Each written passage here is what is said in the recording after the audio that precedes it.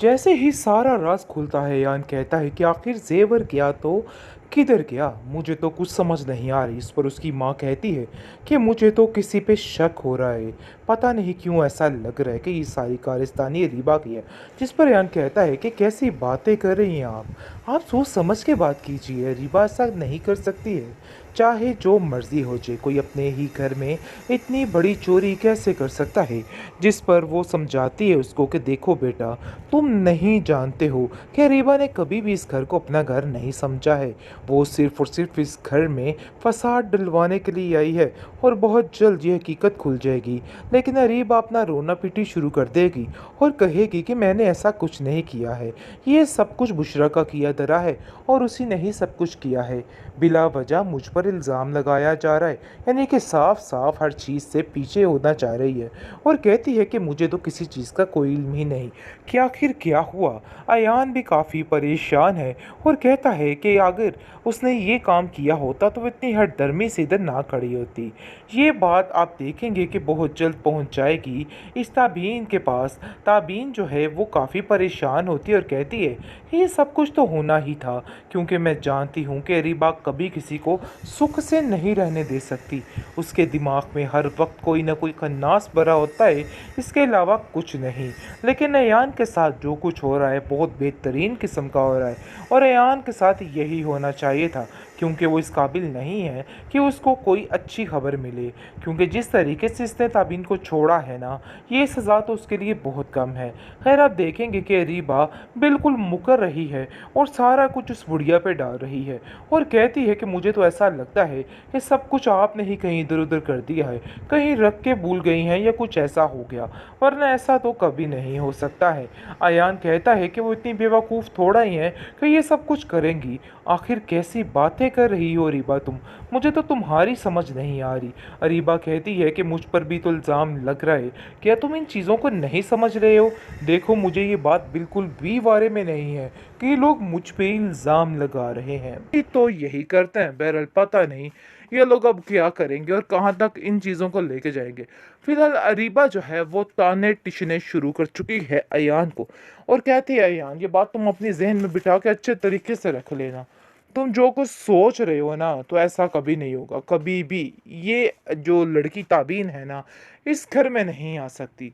तुम जानते हो कि उसने तुम्हारे साथ क्या कुछ नहीं किया, फिर भी तुम उसकी तरफ कैसे लिपक सकते हो, मुझे तो समझ नहीं आ रही है। जिस पर उसको कहता है कि जैसे तुम इधर आ चुकी हो ना, समझो बस वही हाल हुआ है।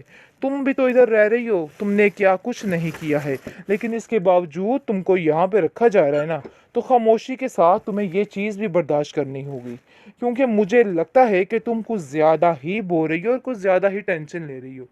दूसरी तरफ काफ़ी एक्साइटेड हो चुके तब इनकी माँ और कहती है कि बस जो कुछ भी हो जाए जितनी जल्दी हो सके ये रिश्ता पक्का हो जाना चाहिए ताकि उसकी परेशानी दूर हो जाए। लेकिन जैसे ही वो अपनी बेटी, अपनी घुमंडी नक्चड़ी लड़की रीबा के बारे में सोचती है तो काफ़ी परेशान हो जाती है और सोचती है कि आखिर कैसे उन लोगों का जीना महाल करके रखा होगा और ना जाने वो लोग कितनी बद्दुआएं दे रहे होंगे कि इसके सर पे थोप दिया गया है। इसलिए वो फिर दोबारा से कोशिश ज़रूर करेगी और अपनी बेटी को अपने घर लेके जाना चाहेगी। लेकिन जी आप देखेंगे कि वो सिर्फ मजबूरी की खातिर ही सब कुछ कर रही है। अब उसका दिल इस लड़की से उठ चुका है, क्योंकि जिस तरीके से बड़ी महफिल में जलील कर चुकी है रीबा बार बार अपनी माँ को, ये चीज़ उसकी माँ बड़े अच्छे तरीके से जानती है। इसलिए अब वो ज़्यादा देर तक ये तमाशे बर्दाश्त नहीं करने वाली है और साफ साफ कह देगी देखो तुमने जो करना था ना सो कर लिया है, मैं तुम्हारी किसी बात पे यकीन नहीं। तो जी फाइनली फिर से रास्ते खुल चुके हैं, फिर से इन दोनों की मुलाकातें शुरू हो चुकी हैं। यानी कि पुराना वक्त फिर से याद आएगा और बहुत जल्द सब कुछ ठीक हो जाएगा। इसीलिए अभी तक इसने शहरयार के साथ कोई आगे झमेला नहीं किया है, क्योंकि ये काम होना ही था। इसलिए वो साफ साफ कह देती है कि देखो यार, मुझे तुमसे इस कदर हमाकत की उम्मीद नहीं थी। आखिर तुम कैसे उस लड़की के साथ इतने क्लोज हो सकते हो। तुम जानते हो कि रिबा ने तुम्हारे साथ क्या कुछ नहीं किया, लेकिन फिर भी तुम्हें किसी चीज़ का कोई एहसास नहीं है और तुम्हें ऐसा लगता है कि एक तुम ही हो जो बिल्कुल ठीक हो। और देखो ये बात बहुत गलत है। जिस पर वो उसको साफ साफ कह देता है कि देखो मेरी कज़न है, इसके अलावा और कुछ भी नहीं, और मेरी जिम्मेदारी है, इसके अलावा मैं उसके साथ कोई भी रिलेशन नहीं रख सकता, शादी का तो सोच भी नहीं सकता उसके साथ। आप देखेंगे कि ताबीन अपनी लाइफ में काफ़ी ज़्यादा मगन होने की कोशिश कर रही थी, लेकिन अचानक से जैसे ही उसकी मुलाकात अयान से हो जाती है, काफ़ी परेशान, काफ़ी बेकरार हो जाती है कि आखिर ये सब कुछ क्या हो गया फिर से। उसका माज़ी उसके सामने आके कैसे खड़ा हो सकता है, कैसे हर चीज़ जो है उसके लिए बहुत मुश्किल हो गई है, ये चीज़ उसको समझ आ चुकी है। वो कहती है अपनी माँ से कि मुझे समझ नहीं आ रही कि आखिर मैं आपको कैसे बताऊँ कि ये सारे क्या माजरे हैं। लेकिन फिर भी खामोशी के साथ हर चीज़ का और वक़्त का इंतज़ार कर रही है कि आखिर उसके लिए कैसा वक़्त आएगा और उसके साथ क्या-क्या होने वाला है। अयान फिर से यानी ताबीन की तरफ जाना शुरू हो जाता है और उसके दिमाग में ये चीज़ें सेट हो जाती हैं कि नहीं भई, ताबीन के साथ उसका गुज़ारा होना बहुत ज़रूरी है। बहुत ज़्यादा टेंशनें बढ़ चुकी हैं अरीबा के लिए, क्योंकि अरीबा अपनी ज़िंदगी को जितना आसान बनाने की कोशिश कर रही है ना, उतनी बदतर से बदतर इसकी ज़िंदगी होने वाली है। अब तो उसकी फूफो जान कहती हैं कि देखो अरीबा, तुम तो कहती हो मेरे पास टका नहीं है, कोई पैसा नहीं है मतलब कि, और कैसे तुम ये सारी शॉपिंग्स कर रही हो और सारा कुछ कर रही हो, मुझे तो कुछ समझ नहीं आती। अयान का बहाना बनाकर हर चीज़ को कवर करती जा रही है।